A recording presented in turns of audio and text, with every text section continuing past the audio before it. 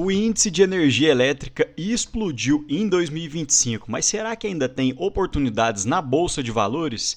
Quero mostrar uma reportagem que fala de duas elétricas que podem estar subvalorizadas, mas eu também vou mostrar o motivo e o porquê que eu ainda não invisto nelas. Olá pessoal, meu nome é Rafael, falo do canal Ponto de Investimentos Sem Enrolação, bora lá? Então, para contextualizar, nesse ano o índice de energia elétrica subiu 40%, o que foi o dobro do Ibovespa, que atualmente sobe cerca de 20%.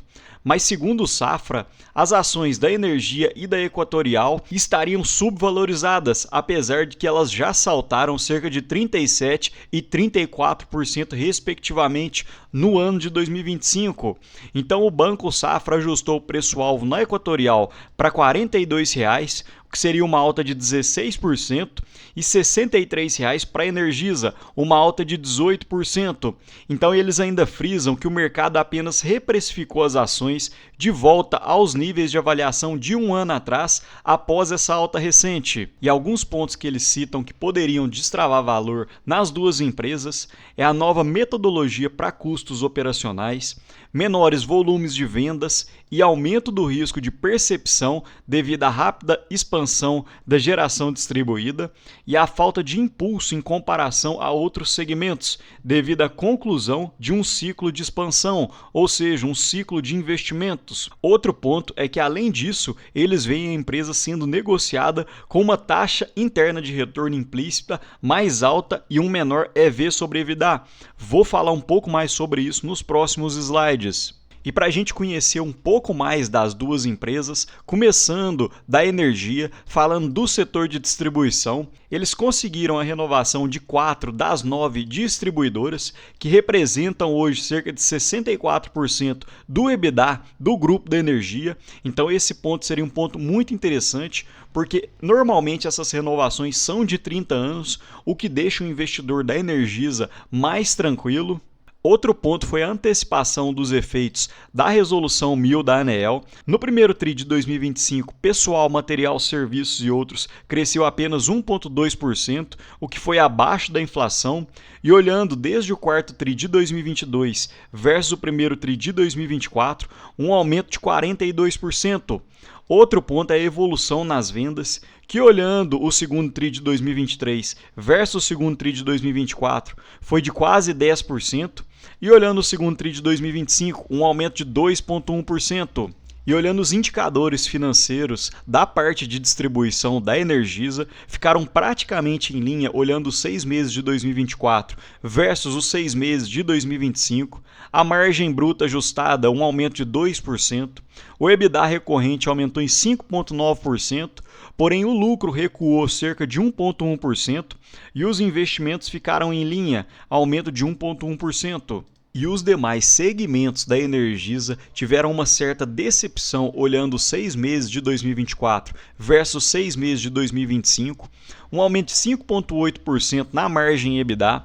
O EBITDA regulatório aumentou em 11%. O resultado financeiro houve um aumento no prejuízo de 14%. O lucro regulatório foi de 21 milhões versus um prejuízo de 20 milhões em 2024, muito por causa dos investimentos, que em 2024 foram de 216 milhões versus 110 milhões em 2025. Falando um pouco da Reenergisa, que é a parte de geração distribuída da Energisa, comparando o primeiro semestre de 2024 versus o primeiro semestre de 2025, uma queda no EBITDA em 41%, saindo de um lucro líquido de 16 milhões para um prejuízo de 41 milhões, e os investimentos ficaram praticamente em linha, de 140 milhões. A ES Gás concluiu a primeira revisão tarifária, que foi um aumento de 57% na margem e um acréscimo de 72 milhões no EBITDA anual, e o plano de investimentos de quase 1 bilhão para os próximos 5 anos, que é um investimento 256% maior do que o ciclo anterior. E falando dos indicadores financeiros, a margem bruta diminuiu em 15% semestre a semestre, o EBITDA uma queda de 29%, um lucro líquido saindo de 30 milhões para um prejuízo de 5,9 milhões e os investimentos aumentaram em cerca de 50%. Apesar da Energisa atuar nos diversos setores do setor elétrico, a maior parte da receita vem da distribuição, então esses prejuízos que houveram dentro da Reenergisa, da transmissão e do gás natural não representam tanto assim quando a gente olha para o macro. Então quem é acionista da Energisa tem que ficar de olho principalmente na distribuição. E realmente a taxa interna de retorno da Energisa tem subido ao longo do tempo. Percebam que em meados de janeiro de 2018, a taxa interna de retorno encontrava-se na faixa dos 6%, conseguiu subir até meados do início de 2025 para uma taxa interna de retorno de 14% e atualmente encontra-se em 11,1%. Quando a gente compara com os títulos públicos de 2035, que estão em 7,54%, ainda há um certo gap olhando por esse quesito.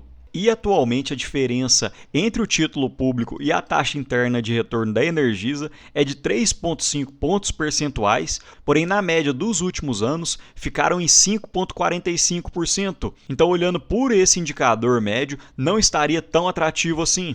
Porém, é inegável a alta geração de valor da Energisa. Nos últimos 10 anos, uma rentabilidade de 428% e já descontando a inflação, uma rentabilidade de 215%. Porém, hoje eu não estou investindo na Energisa, porque quando a gente olha para o setor elétrico, no geral, ele se esticou muito em 2025 e percebam o PL histórico, que na média dos últimos 10 anos ficou em torno de 20. E se a gente for excluir o não recorrente da Energisa, o PL atualmente estaria na faixa de 10 vezes, porém tanto em 2016 quanto em 2019 tiveram alguns não recorrentes que acabaram inflando o PL médio, e caso não houvesse ambos os anos dentro dessa estatística, com certeza o gap estaria muito pequeno. E realmente olhando pelo indicador de preço sobre valor patrimonial, olhando dessa forma isolada, a Energisa estaria barata, porque na média ficou cotado por 2,55 vezes e atualmente encontra-se em 1,26. E esse tipo de gráfico é até bonito de se ver, principalmente no setor elétrico. Perceba que diferente da Petrobras ou da Vale, que explode nas receitas em algum determinado ano, depois fica 2, 3 anos dando prejuízo e depois mais uma explosão durante 2 anos nos lucros da empresa. Empresas da área elétrica normalmente têm menor oscilação. Percebam como que o gráfico da Energisa é bem mais estável quando comparado com empresas cíclicas, e ela conseguiu criar muito valor, crescendo tanto a sua receita no tempo quanto os seus lucros. E um ponto negativo são os dividendos da Energisa. Esse é um dos pontos porque eu não invisto nela. O dividend yield médio dos últimos 5 anos é de 4%, e se a gente retirasse alguns não recorrentes, ficaria na faixa dos 2,5% a 3%. E outro ponto é que o payout da Energisa gira em torno de 25%. Então isso acaba diminuindo os dividendos que caem no bolso dos acionistas. Agora falando um pouco dos destaques da Equatorial Energisa, olhando o preço da ação em 2006 de R$ 1,01, comparando com o segundo TRI de 2025 de R$ 35,12, foi um acréscimo ano a ano de crescimento na média de 20,3%. Acredito que seja uma das maiores altas da Bolsa Brasileira. E tudo isso é reflexo principalmente do EBITDA, que no mesmo período cresceu da mesma forma, ano a ano, cerca de 20,5%. E percebam que diversos fundos já investem na Equatorial, a Opportunity com 10,1% das ações, Capital World com 5%, BlackRock com 4,6%, CPPIB com 4,6%, Esquadra e 71% nas mãos dos outros acionistas. Outro ponto é que a Equatorial já se encontra no novo mercado da B3. E essa é mais uma empresa focada no setor de distribuição dentro dos setores elétricos. Então quem tem ações da Equatorial é igual da Energisa, tem que ter foco maior na distribuição, olhar quais investimentos estão sendo feitos, os retornos, porque isso vai se refletir no preço da ação. Outro ponto que pouca gente sabe é que em julho de 2024, a Equatorial fez a aquisição em torno de 15% das ações da Sabesp, e percebam que aparentemente tem gerado muito valor. Então o valor de mercado na época da aquisição, a Sabesp valia em torno de 70 bilhões E como a Equatorial adquiriu cerca de 15%, ela deveria ter gasto cerca de 10,6 bilhões, porém o valor efetivamente pago foi de 6,9 bilhões, o que é o valor de R$ 67 por ação. Então apenas na venda a Equatorial já teve um bom faturamento. E na cotação da época, o valor da Sabesp era de R$ 74. E atualmente a Sabesp é cotada a R$ 129,70, que foi uma alta em pouco mais de um ano de 93%. Porém, a Equatorial tem alguns deveres, principalmente porque ela foi a única empresa a apresentar proposta pela Sabesp. Então a Equatorial não poderá vender as suas ações até o fim de 2029 e caso os investimentos por contrato não se concretizem ou a qualidade do serviço caia, a compra da Sabesp pela Equatorial estaria em xeque. Outro ponto é uma boa estimativa de recebimento de proventos da Sabesp. Falando um pouco do endividamento da Equatorial, atualmente muito tranquilo, a dívida bruta em torno de 55 bilhões e ela detém um caixa de 10,1 bilhões, o que seria uma dívida líquida de 45,3 bilhões, uma alavancagem de 3,1 e olhando o EV da transmissão, a gente cairia para uma dívida líquida pro forma de 35,9 bilhões, com endividamento de 2,8 vezes. Ambos os endividamentos, principalmente olhando para uma empresa do setor elétrico, é bem tranquilo, porque normalmente ela consegue gerar mais valor do que o custo da dívida. Outro ponto que pode aumentar ainda mais o EBITDA e, consequentemente, os lucros da Equatorial são as renovações tarifárias periódicas. Então, o EBITDA societário ajustado de 2024 foi de 10,9 bilhões, porém haverá diversas revisões tarifárias dentro do grupo da Equatorial, a Equatorial Maranhão, Equatorial Pará, Equatorial do Rio Grande do Sul, dentre outras, dentro dos próximos 5 anos. Consequentemente, isso vai acabar aumentando o EBITDA societário regulatório para 2030. E aqui na foto ao lado fica um pouco mais fácil de reconhecer, porque eles já colocam cada uma das revisões tarifárias dentro do grupo da Equatorial e cada uma das numerações. Então eles esperam que para 2029 e 2030 tenha um reconhecimento do CAPEX nas revisões tarifárias periódicas de 15,4 bilhões.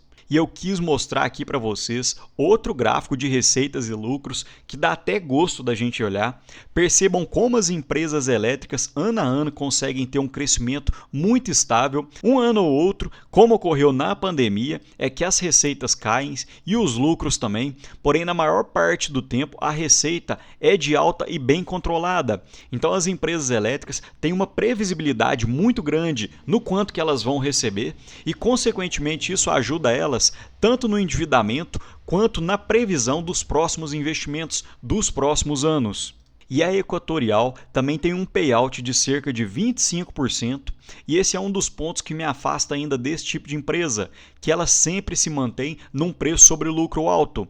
Então percebam que com 25% do payout em dividendos, o dividend yield atual é de 2,16%, porém o dividend yield dos últimos 5 anos ficou em torno de 2%. Então o mercado não é bobo de deixar nem a Equatorial nem a Energisa em bons preços, principalmente porque sabe que é uma ótima empresa e muito bem gerida. E para a gente facilitar olhando pelo gráfico, olhando o histórico do indicador de preço sobre lucro da Equatorial, na média ficou em torno de 15% e atualmente encontra-se em 12,5%. E olhando pelo indicador de preço sobre valor patrimonial, estaria realmente com um gap. O valor patrimonial encontra-se muito alto e o preço não acompanhou, consequentemente foi diminuindo com o tempo. E olhando na média dos últimos 10 anos, ficou em 2,56 e atualmente encontra-se em 1,63. E hoje a taxa interna de retorno real encontra-se em 10,13, enquanto os títulos públicos estão pagando 7,59. Então a diferença hoje fica em torno de 2,54 pontos percentuais e na média esse desvio entre os dois ficou em torno de 4 pontos percentuais. Então atualmente, olhando por esse indicador, não estaria tão barato assim quando a gente faz essa comparação entre a taxa interna de retorno e o retorno dos títulos públicos. Mas me conta aqui, pessoal, eu quero saber nos comentários se vocês têm investido em alguma elétrica e se investiram, me conta o motivo aqui embaixo, porque eu vou estudar essa elétrica e trazer um bom vídeo para vocês. No mais, deixo um ótimo dia para vocês e um abraço.